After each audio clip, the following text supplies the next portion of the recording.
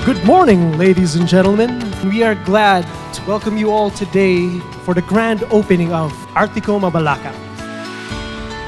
Today marks a significant milestone in Ayala Land's expansion of its real estate logistics portfolio.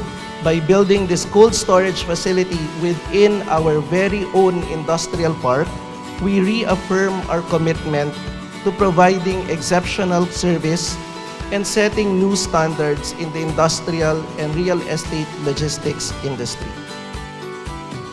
The location of this state-of-the-art facility at the Pampanga Techno Park in Barangay Tabun, Mabalacat City is very strategic, being accessible to major transportation routes via the SCTEX, NLEX, Manila North Road, and later on, the extension line of the North-South Commuter Railway. This new facility will make substantial contribution to the socio-economic agenda of the government, particularly concerning food security.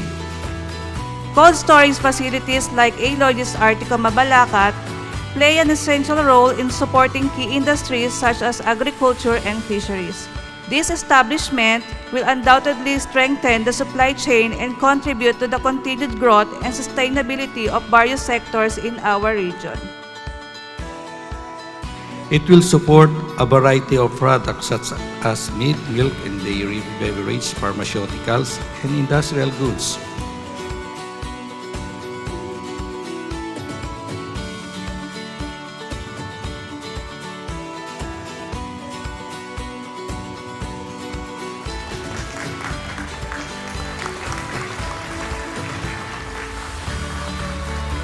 Today marks a significant milestone for all HC.